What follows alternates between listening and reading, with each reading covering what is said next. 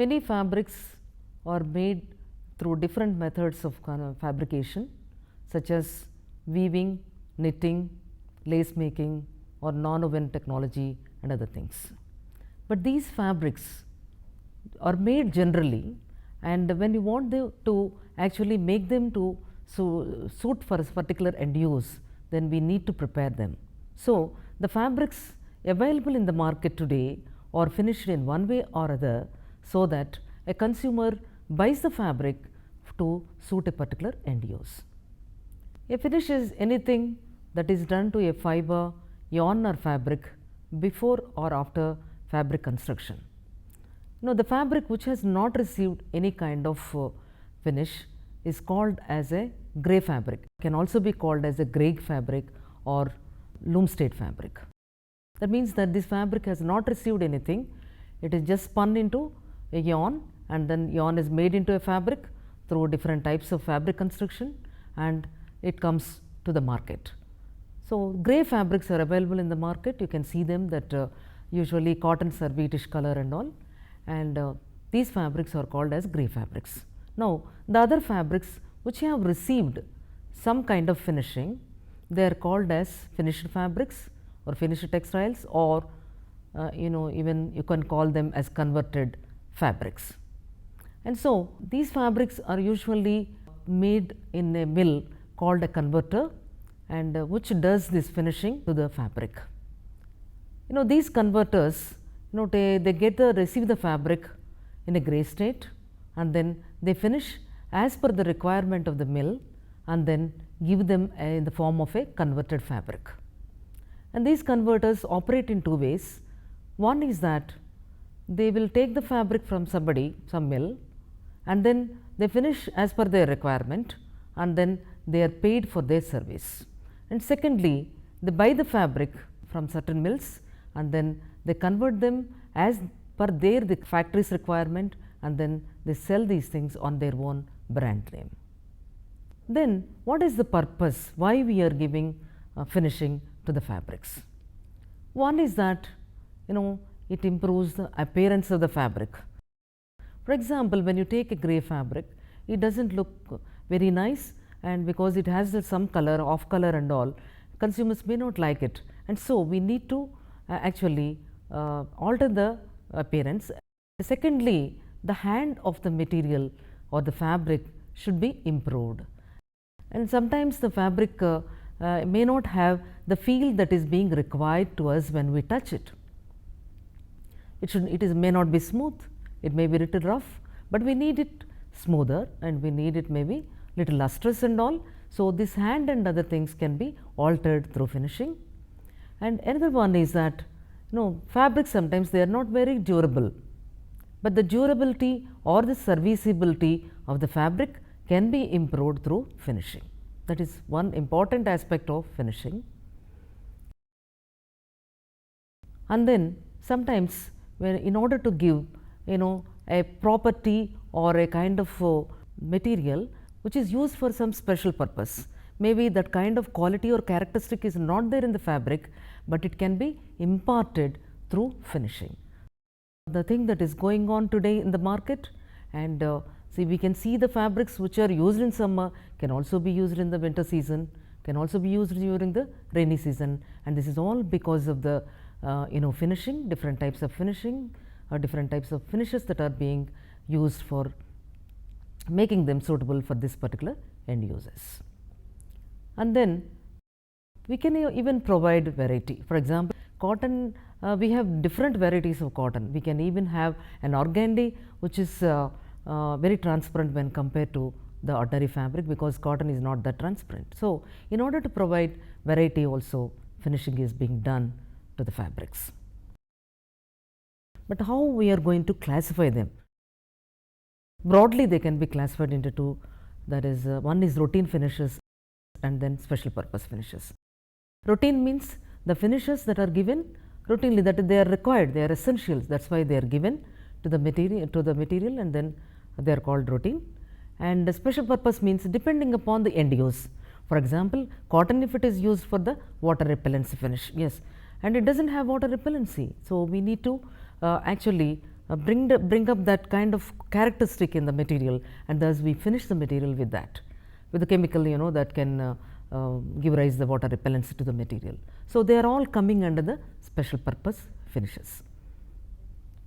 And different types of classifications are in vogue today, and depending upon the treatment that can be given to the material, when they can be classified as mechanical finishes, chemical finishes, thermal finishes and additive finishes.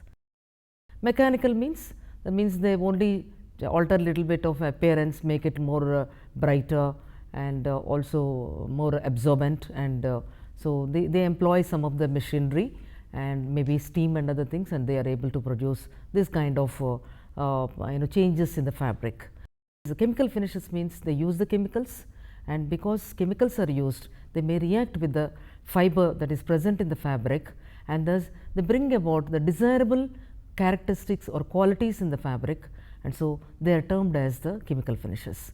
And thermal means usually some of the finishes are given at a very high temperature, something like a cross linking and all done for giving a crease recovery finishes in case of cotton, and they are subject to very high temperatures, and thus in heat setting and all are given at a very high temperature, and so these are called as thermal finishes. And additive finishes means most of the finishes that are given today to the fabrics come under this category. For example, simple finish like a starching in case of cotton. This is adding to the fabric, that means it is coating the fabric with some kind of chemical, some kind of material, so that it gives a desirable property in the fabric. So, whatever water repellent finishes, whatever antimicrobial finishes, a kind of the dyeing or printing, all these things come under the additive finishes.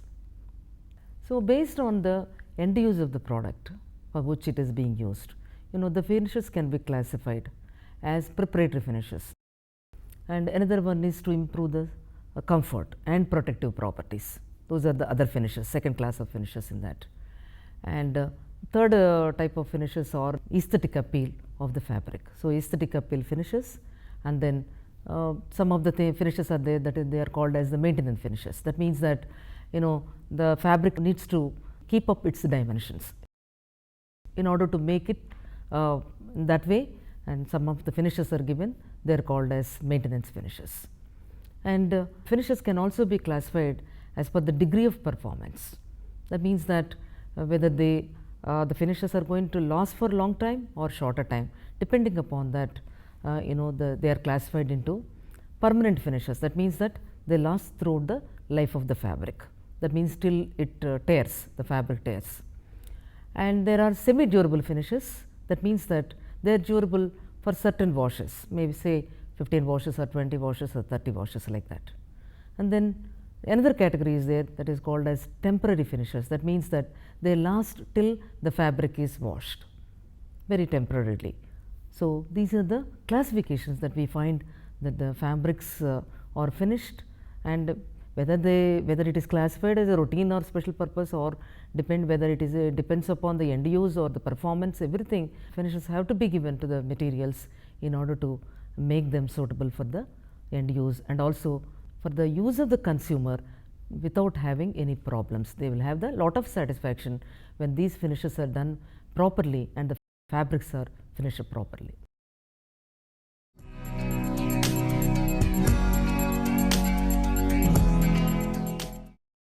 The fabrics when they come from the gray state, they contain lot of impurities.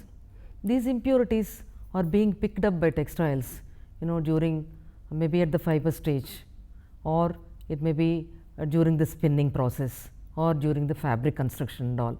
Number of impurities, like maybe it is something like a cuticle in case of cotton, or grease in case of wool, and sericin in case of silk, and all these things are there in the fiber itself, and also sometimes they pick up from the outside, like in case of cotton we find the not only the wax, but the leafy bursts and other things which are present. All these things should be removed, and also dust they will have, and some oil stains they will have, and sometimes oil is being sprayed during spinning and all, and it may contain even the starch and other things in case of cotton during weaving and all. So, all these impurities should be removed, so that they will be ready to take up any kind of chemical or the dyes or the chemical agents during the finishing process. Otherwise, when the absorbance is poor, when all these things are present, and they will not be able to take up the finishing chemicals, and thus the finish will not be efficient at all. So, the cleaning is required to remove all these impurities, and so we need to do the preparatory finishes. And coming to the first preparatory finish, like singeing. Singeing is the removing the fiber ends on the surface of the fabrics, especially like cotton and also spun yarn fabrics. See, when you see the spun yarn, we find that lot of fiber ends are present on the surface, thus it becomes little duller, and also whenever water is poured into that, it may not allow to absorb.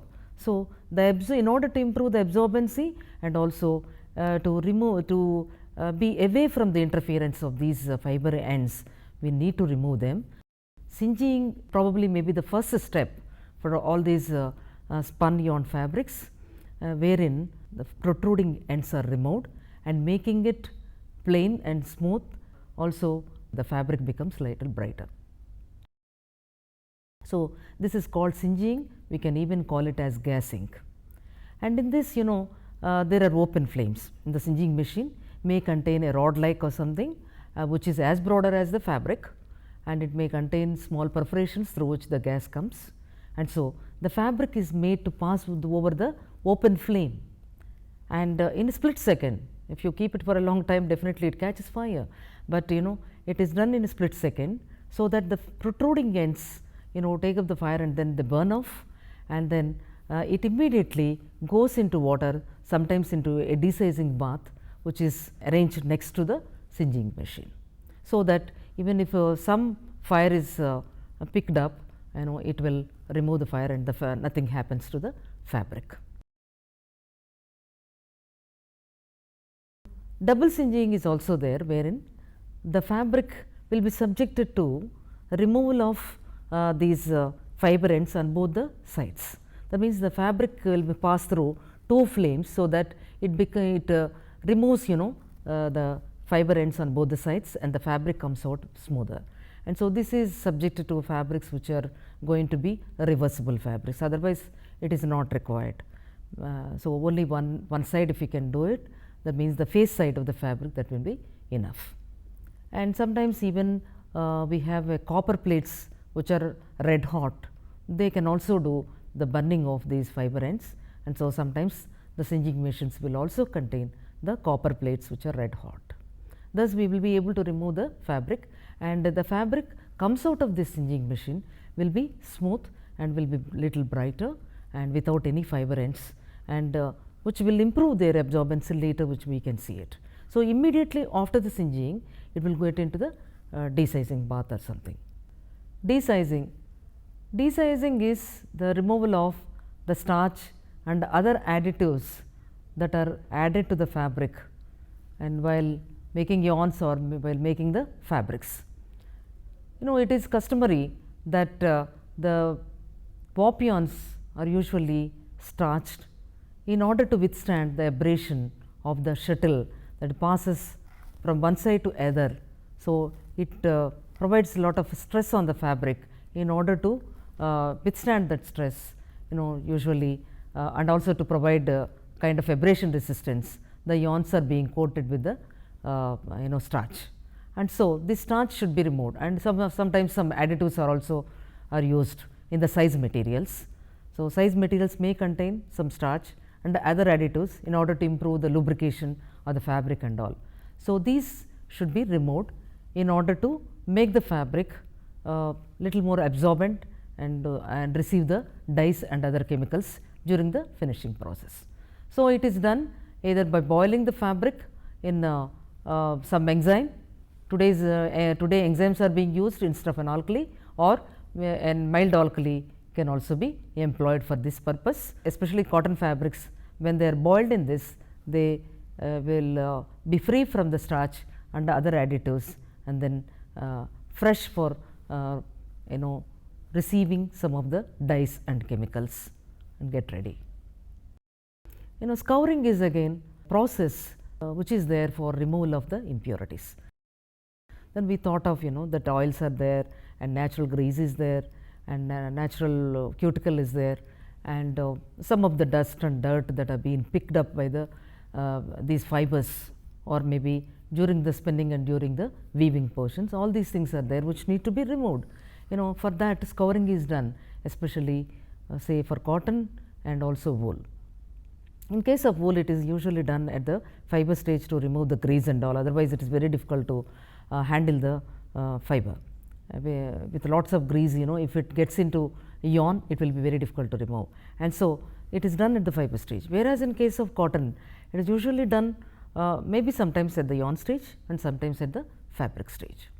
So when you take the fabric, the natural in case of cotton, natural cuticle or the waxy substance that is present, that will be removed, and also sometimes the vegetable matter like the burrs and other things, the leaf material fragments, all these things will be removed. And during the spinning and all, they sometimes they put some colors, for identification purpose and all those things will be removed through this scouring. And scouring is nothing but the fabric is boiled in a solution containing a kind of a mild alkali.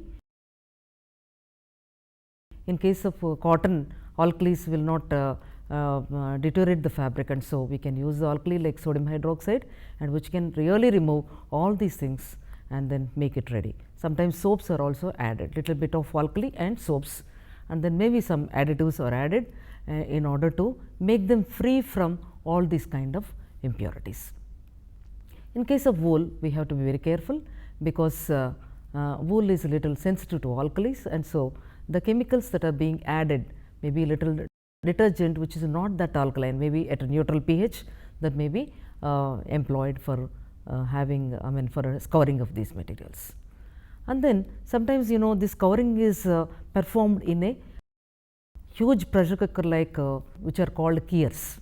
Then that is why it is called keer boiling. Sometimes keer boiling is there in some of the mills still today, and these are very huge pressure cooker like, wherein you have you can subject them into high temperature and pressure, just like other pressure cookers. And what happens in this, the fabric is made to pile around, maybe automatically you have automatic piling machines, kind of arrangements in which it goes around taking the fabric in a rope form, and it will pile the fabric in the keers and then make it ready for receiving the finish. In case of some machines, mechanically it can also be done, and most of the old mills and all, you find still one boy or one operator goes inside and get it in row form and see that he piles it uniformly throughout the keyer, and he comes out, and then the liquid will be put it into this, and then the scouring takes place. So it is nothing but boiling in a solution to remove all the impurities. Carbonizing. Wool fabric contains some kind of impurities. With scouring only it will not be removed, like some vegetable matters. All of us know that it is taken from the sheep, and the sheep may sleep in some fields and go around and all. It may contain so much of vegetable matter. They pick up the vegetable matter, and so that will be present in the fiber, and so these vegetable matter should be removed before it is really dyed or printed into saleable fabrics. And so in this case it is treated with sulfuric acid at very high temperature, and so that the vegetable matter which is present in this will be removed. And actually wool, if you take, wool can withstand the action of the acids better than the alkalis, and so it does not damage by having this carbonization treatment, and so this is being done to this material. Of course, all these things are done at a very high speed, otherwise the fabric later may get damaged if it is left in this, and so after this will be thoroughly washed to remove all the acid that is present in that, and maybe sometimes neutralized with very mild alkali, so that the fabric will not damage at all. So, this is one of the very important finishes that are given to wool fiber. Wool fiber does not require many finishes, but especially only for giving a kind of treatment for its shrinkage. Otherwise, wool fabrics are having all kinds of qualities that are required for making it to garments which are liked by the consumers. Carbonizing is also applicable to polyester and cotton blends. Sometimes in order to produce 100% polyester, the fabric is woven with 10% of cotton and 90% of polyester. Maybe these are all blended yarns. So, the fabric contains 10% of cotton which should be removed. For that the fabric is subjected to this carbonization process, wherein the sulfuric acid which is present will remove or burn away the cotton content that is present, and thus the fabric becomes little transparent. So, this is to produce variety again, and to produce that carbonizing is being given to these fabrics. Otherwise, carbonizing is given to wool fabrics alone. DGumming. Silk material, that all of us know that it is a highly lustrous fabric, very smooth and very luxurious fabric, but it contains something called a proteinous matter called sericin. This has to be subjected to degumming. We call it as a degumming. So, degumming is the gum that is present, sericin which is present, which should be removed before it is made into fabric with a dyed and printed structures on the fabric. And so, in order to do so, a mild soap is being used. Again, this is a protein fabric, and so if we use some alkali, then definitely it is going to damage the fabric, and that too it is done at a very high temperatures. We need to do it very mild alkali and not a very high temperature, but it is some temperature which will not damage the fabric, and so it will be subjected to boiling with that mild alkali, and which will separate the sericin, and then the fabric becomes beautifully lustrous, and it will be ready for taking up any dyes or the finishing chemicals. Usually silk is not finished much because it has all the qualities, and it can also be called as the queen of all textile fibers, and so the fabric only requires this kind of degumming. Bleaching. All these fabrics are subjected to bleaching. When we take the grey fabrics, the color of the grey fabric is not that white in case of natural fibers, and so when we want to get some pastel colors like very light colors and all, it is very difficult to get it, because the natural color of the fabric interferes with that color, and then you may get something else, and so the required effect may not be obtained by having the natural color of the fabric. And so, in order to remove the color, and we have to subject it to bleaching. Bleaching is producing good white color on fabrics. So, bleaching can be done at the yarn stage or the fabric stage. That means that some of the handloom and all, when you take, and these are dyed and then used for making of the fabrics, and so at that time the yarns are bleached at that stage. When the fabric is dyed and printed, then again it can be done at the fabric stage. So, there are two types of bleaching agents. These are oxidizing bleaches and reducing bleaches. In case of oxidizing bleaches, they supply the nascent oxygen to the colored portion of the fabric and then make it colorless.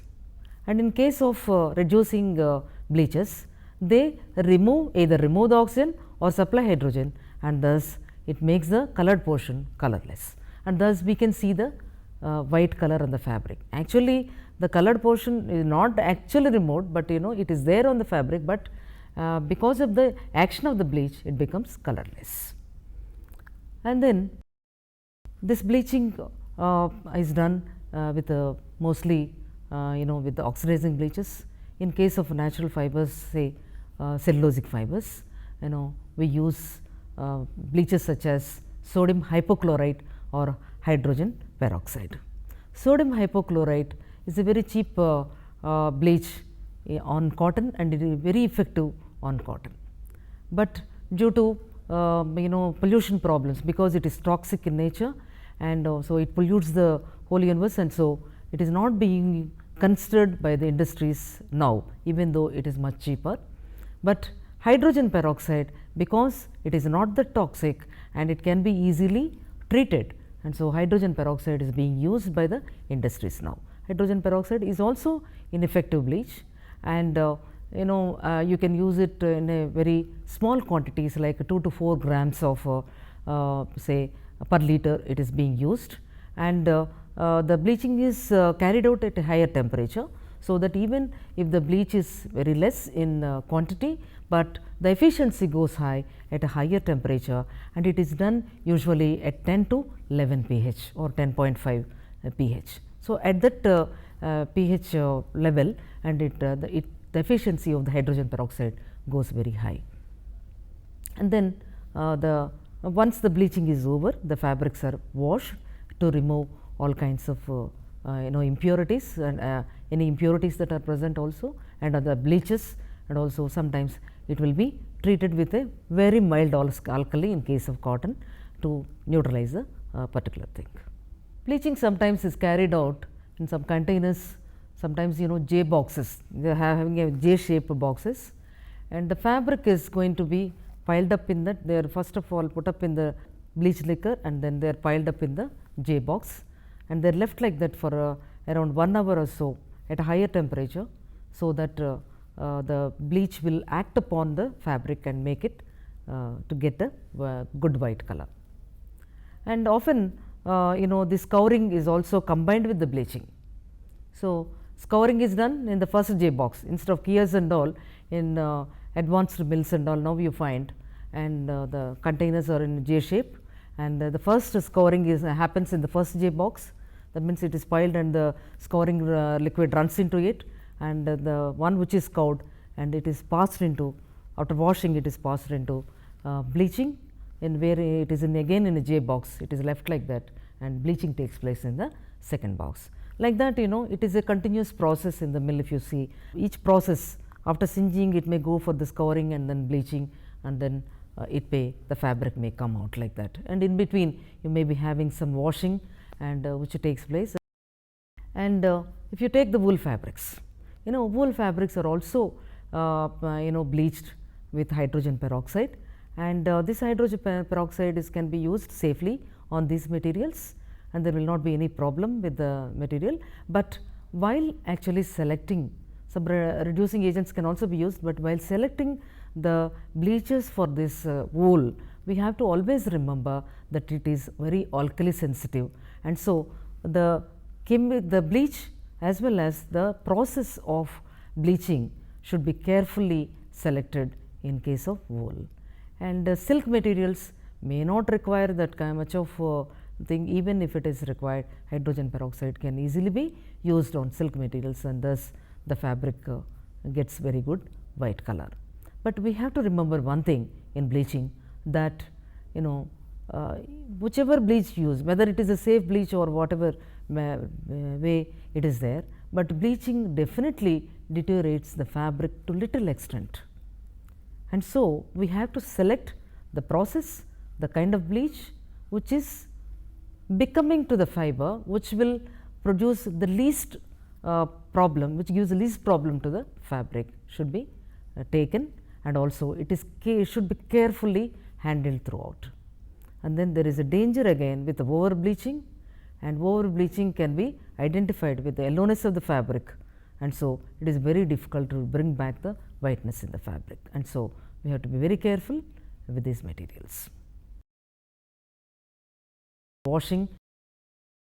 So after each process it is washed, and then it is subjected to the next finishing, so that the whatever impurities, whatever chemicals that are present in the first process will be all removed, and then it will be ready and it will be fresh in order to be acted upon by the chemicals in the second process.